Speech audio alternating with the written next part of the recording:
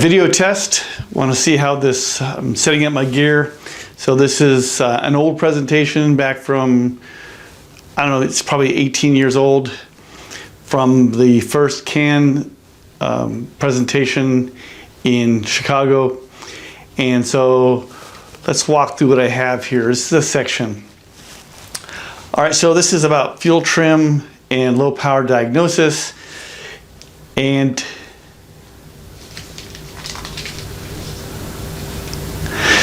we're going to start off with this case study intro. So we have a 1998 Yukon with a 5.7, and the complaint is that it has a lack of power on grades. It idles fine, it runs fine. I drove around the shop, on the streets around the shop, and it seemed to be fine. But this guy's got a complaint of a lack of power on grades. Now we have a, it's called a Cohen pass. In a very short period of time, you are at sea level, and then you hit 4,000 feet, and then you go into the Victor Valley where I work. And so I'm guessing this guy was trying to pull a trailer up that, and that's where he's complaining about the lack of power. And so he's got no codes, and it seems to run fine for me right now. So some time ago on I-10, there was this thing, what's your trim, you know, and I can diagnose anything by you look at your trim, you know, you remember that probably. And I had a few things to say. So let's look at this truck in those terms. You know, this, what's your trim, let's find the problem. So the engine's idling, and the long term is 0 and short term is -2, so we have a total trim correction of -2. We run the RPMs up to about 2,500, 3,000 RPM, and the total trim, long term plus short term, is like 5%. Take this thing down the road for light cruise, and we're flowing about 44 grams per second, and our total trim is 9, which kind of normal for this vehicle. Nothing really screaming is broken. So going from the old argument or you know, question, what's your trim? Can we diagnose from it? Well, look at the trim. Idle is -2, 2,900 RPM, it's 5%.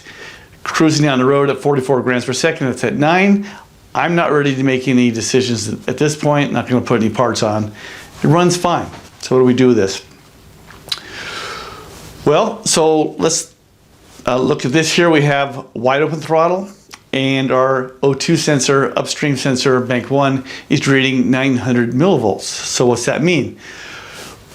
Well, we're probably in power enrichment mode, and it tells me that we are wide open throttle, power enrichment, and we should have a high O2 sensor voltage, meaning that we're richer in stoic, and sure enough we do. What does it tell me though about the actual air-fuel ratio versus the target air-fuel ratio? We're in power enrichment mode.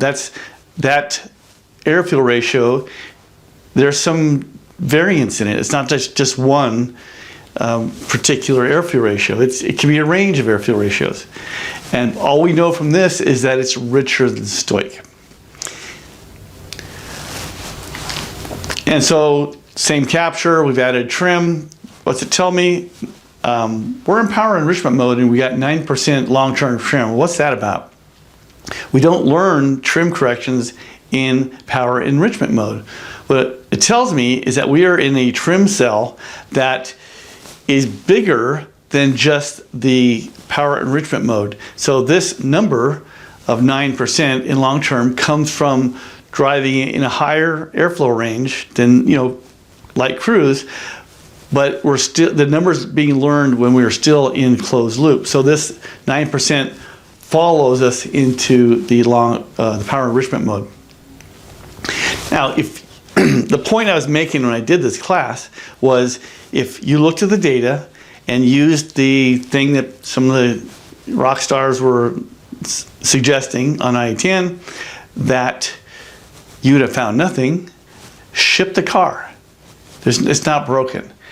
And so my point was that if you did that and it came to me, you just lost a customer, because I can figure out what's wrong with this. And so that's what we're going to look at here. So So let's start with the idea of we have a base fuel calculation.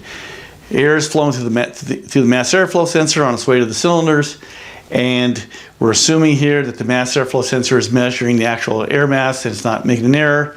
The ECM says, okay, I have this much fuel, and I have this much air, and so I have a target air-fuel ratio, and then I'm going to add the amount of fuel to this amount of air that I have to hit that target air-fuel ratio, and it makes the calculation and delivers fuel through the injectors. After that, it's going to check for errors. Was I too rich? Was I too lean?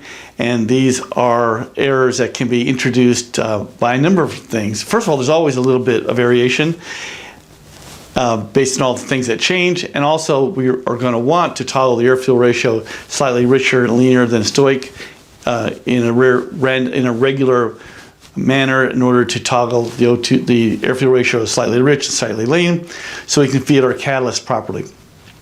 But we can have air measurement errors, and we can have fuel delivery errors.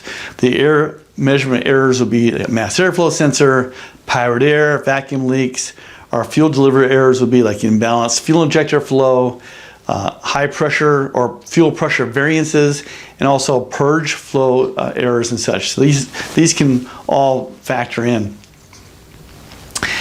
And so we have our fuel trim. I'm not sure what that slide's about. That one either. It's been too long. All right, so we have our long term and our short term, and we also have rear trim. Now, what's rear trim?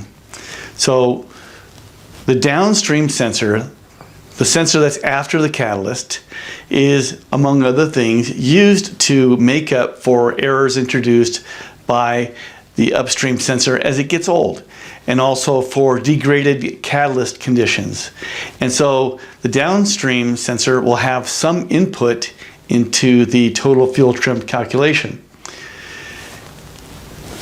However, it's a fine tuning to the upstream control. And by the way, so I'm being really general here, and not all fuel systems work exactly the same, but I'm talking about this old stuff. So anyway, our downstream sensor fine tunes our trim correction. It has a very low authority percentage, typically below 3%. And I'm not worried about it. If a car comes to you with a problem, it's either going to have a code or it's going to have a drivability issue. And the normal short-term fuel trim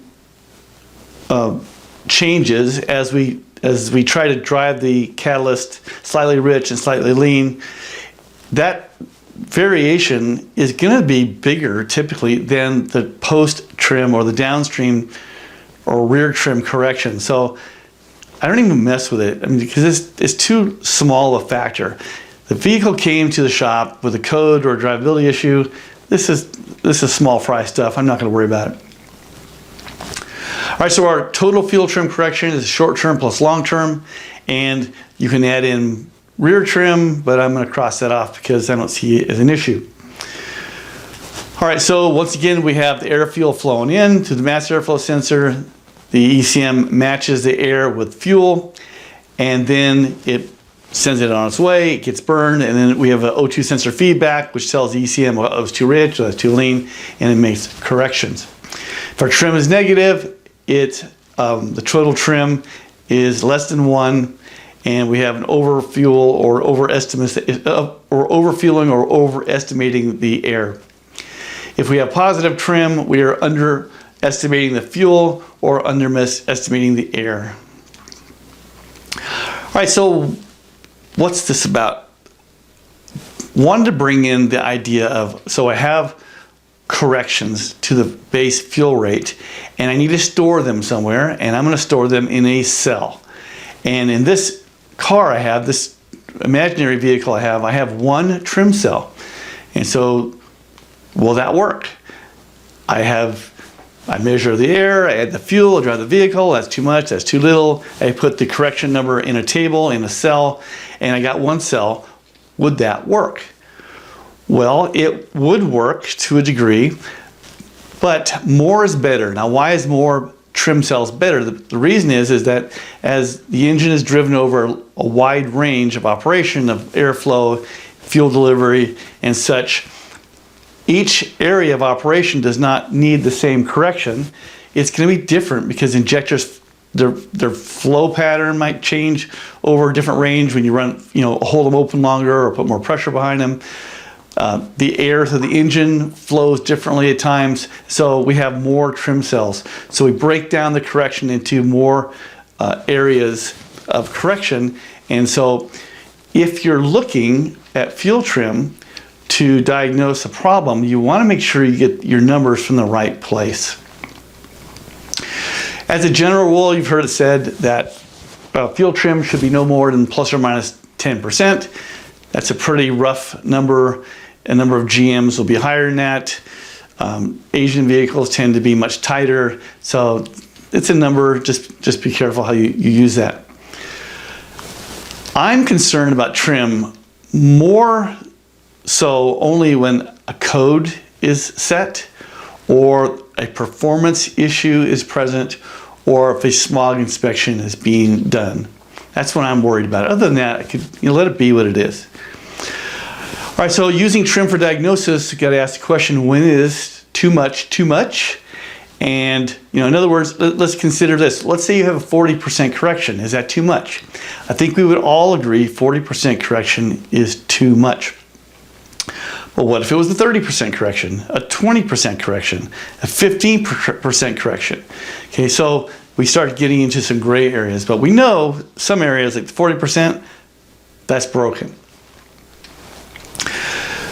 Now, using trim for diagnosis, we can find air measurement errors, fuel delivery errors. We could pick up the results of having too much alcohol content in our fuel, vacuum leaks, a whole host of things we can do with trim diagnostics. Bank-to-bank errors, here's one that you'll run across now and then. Here we have a V8, and so air is coming through the mass airflow sensor. The PCM reads, I got X amount of air, and then it says, okay, I'm going to match that air with this much fuel. And by the way, I have 8 cylinders who are supposed to be having the same amount of air into them, and so each cylinder will get a base fuel pulse of the same number. So each cylinder, as long as the fuel system is working correctly, gets the same amount of air or fuel as the next guy. So, but what happens if the one bank is restricted? If the one bank is restricted, the ECM doesn't know it's restricted, so it just distributes air or fuel equally, not knowing that one bank is flowing more air than the other.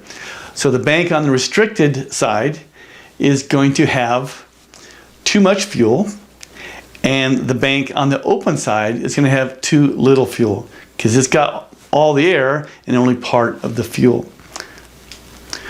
All right, so let's look at the mass airflow sensor for a second. It's a molecule counter. It doesn't need IAT to calculate the amount of air mass flowing through it. Inside the mass airflow sensor, you'll often find an IAT. It's packaging. It's not used for mass airflow calculation. There is electronic circuitry in the mass airflow sensor to take into account temperature and pressure so that it could monitor the current flowing through the heating wire properly. But it is a mass airflow sensor. It's not an airflow sensor. It measures the mass of air flowing past it. Now, it's not measuring the entire stream of air. It's measuring a sliver of air in a stream coming through it, which is going to go across the hot wires. And what we want is laminar flow. Laminar flow means that this, no matter how you divide up that flow of air, it's always going to have the same amount.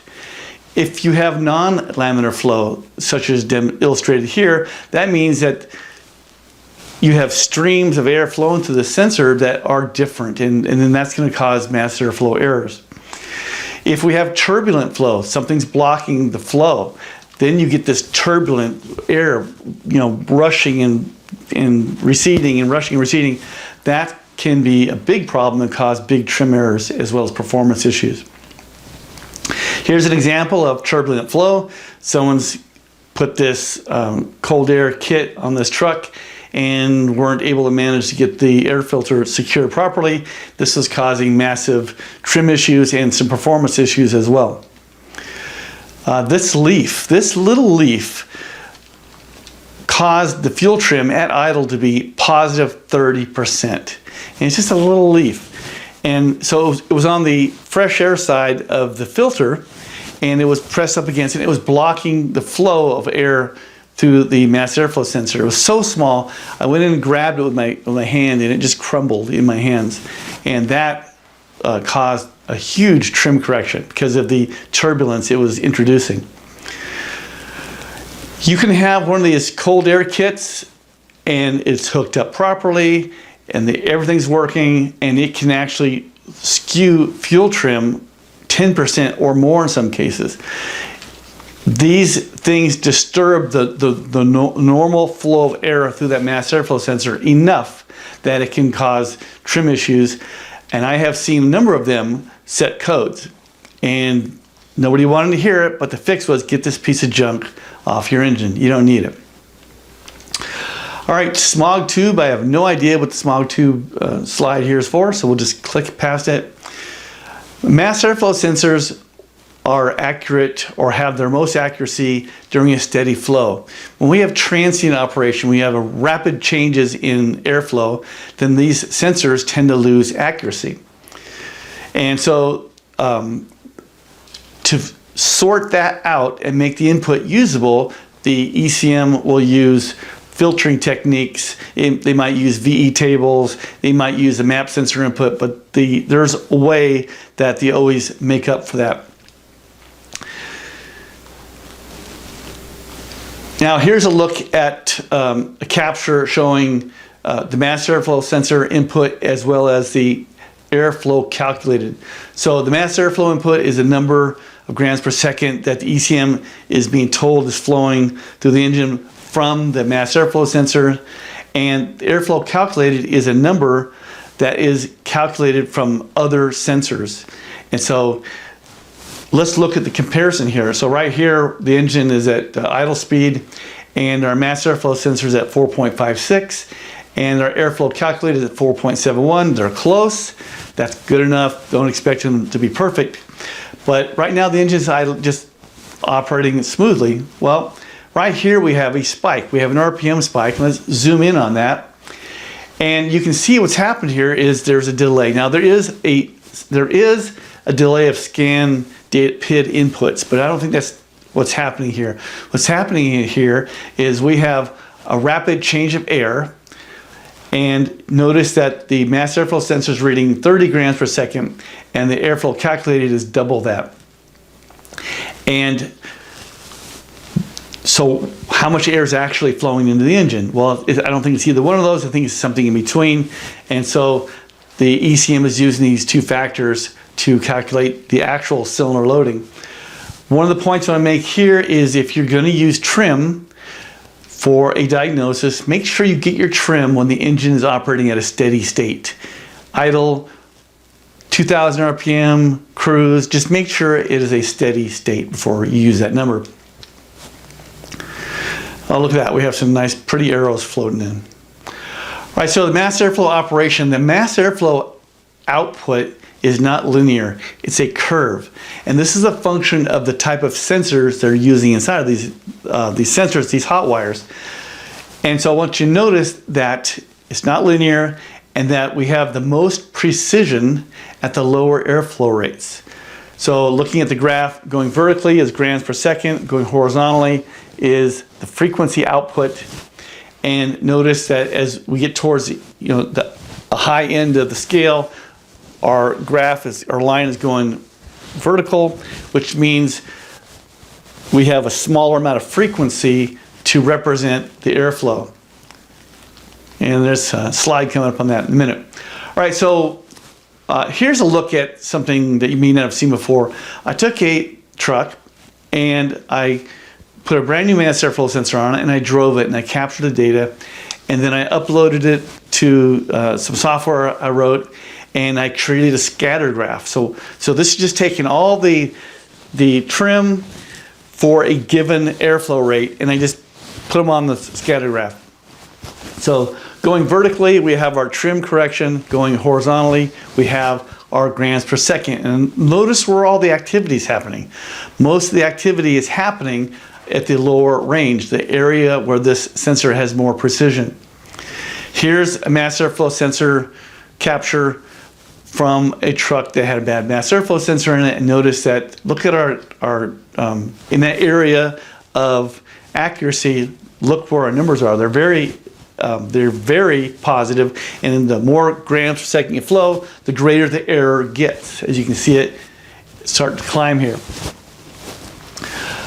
All right, so if you are diagnosing a mass airflow sensor or an issue that you think has to do with that and you need trim, where do you typically look for your numbers? Well, you're going to look for your numbers usually where the precision is greatest. But I want to suggest to you that the error, the place where the error actually has most effect is in the upper range, where you have the less precision. That's where the errors kind of start to really cause problems. And when the problem gets worse, then it starts affecting the area that we test in normally, which is where the precision is the greatest, right here. And so notice here, we have frequency response of the sensor on the bottom, on the horizontal line here, and notice I have two blocks, and they represent a frequency range and a grams per second range. And notice the difference here. We have much greater resolution on the lower range. So we have a problem. We want to look at scan data. We want to look at trim. We know that errors that occur in a mass airflow sensor, such as skewing, they tend to first start showing up the most in the higher range, but we can't get to that, right? It's really hard to get short trim in the higher range because the engine doesn't want to run there. And if you push it too hard, you end up in power enrichment mode. So it's real easy to get to the trim on the lower level. The high range or the high precision range, it's not so easy to get to the other place. So maybe we can do something with that. Now, if you add wide open throttle to your test drive, you are going to be in power enrichment mode, or you're going to be in closed loop. But if you go wide open throttle, what should you see coming out of the upstream sensors, or both up and downstream sensors for that matter? You should see, if you're in power enrichment, you should see a high voltage. It's rich, right? And if you're in closed loop, which often you are in wide open throttle, you still should have a toggling. But what if the O2 sensor reads low? That tells me that we're not getting enough fuel. So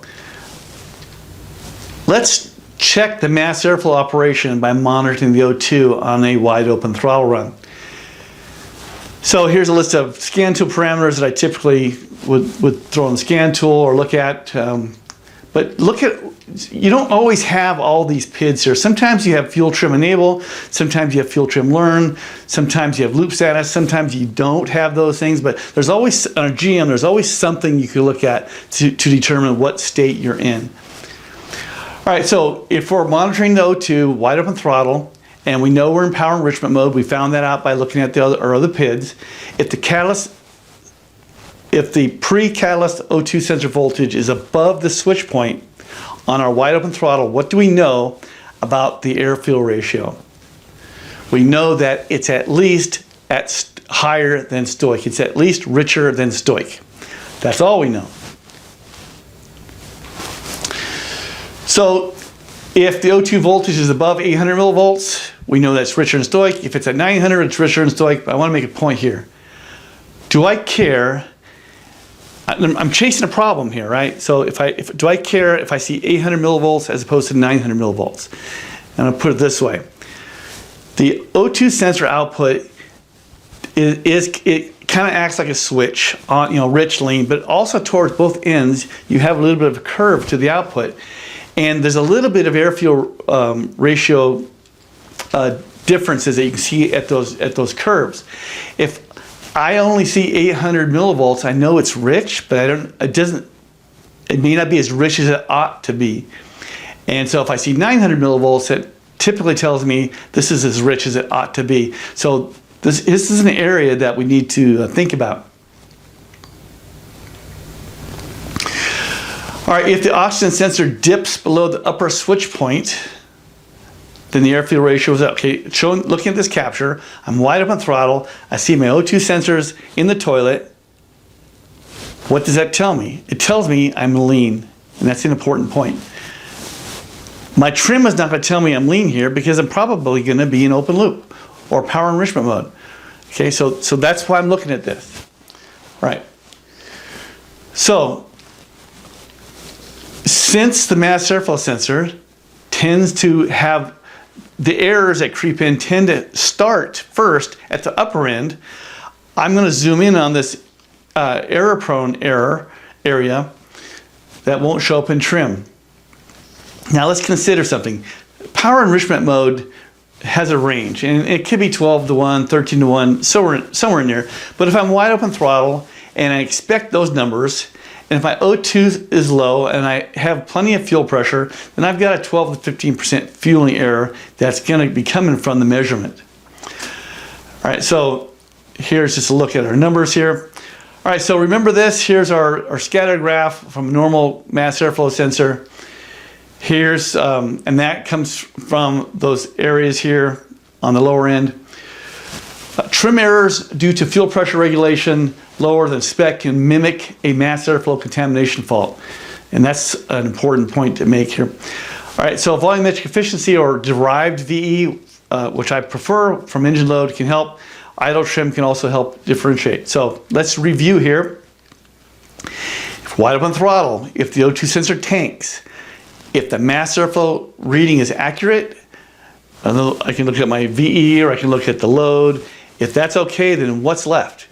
I'm lean, the measurement is okay at the mass airflow, I know the amount of air in, and I'm lean, what's left? Fuel delivery. Fuel delivery is what's left. All right, so let's go back, return to that case study we started with on this 98 Yukon. And here's our idle trim, here's our 2500 trim, and here's driving down the road at 44 grams per second trim. And you saw the numbers, and they look pretty normal. Normal enough that you're not going to want to replace parts with this. So can you make a conclusion here? I'm not going to make a conclusion with this. So wide open throttle here, pedal to the metal. What does this tell me? I'm at 900 millivolts. It's rich. It's richer than stoic. Is it rich as it ought to be? I don't know. I just know it's rich. Looking at my trim, adding that to the equation, does that tell me anything more? No, it doesn't, because I'm in open loop. I'm in power enrichment mode. So the trim doesn't help me here. Now, I took that same truck and I cleared the long-term correction. So remember, I had a 9% long-term correction, and I cleared that correction and pedal to the metal, wide open throttle, and now my main input for air calculation is my mass airflow sensor, but I've gotten rid of the trim correction, and now look at this thing. This thing is now not only not rich enough, it's leaner than stoic. I am running out of something. I'm running out of fuel. I'm lean. And so that tells me I got a problem. And all I did was clear the trim. So I could use a VE calculator, or I could look at load, and from that I can determine there's a problem with mass airflow sensor. I don't like to use the VE calculator, it's too much work.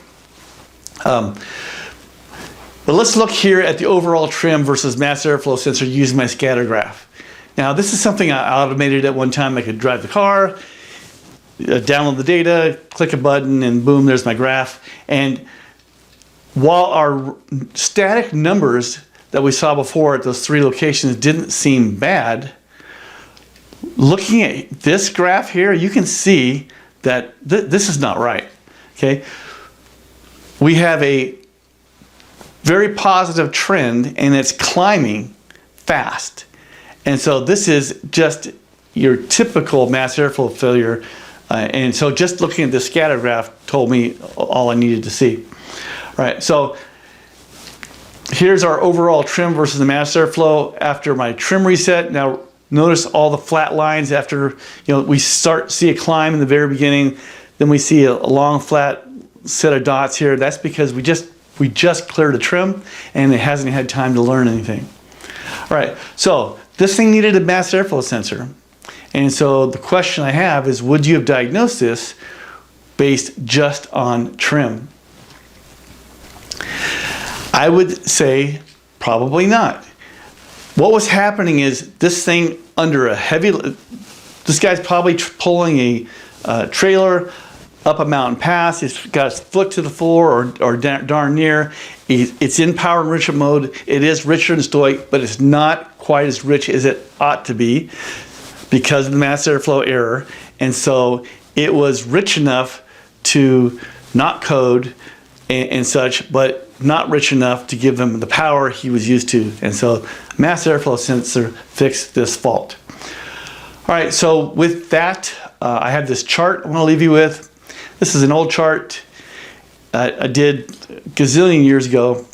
And, if you want to look at it, freeze the video and use it to help you with diagnosis.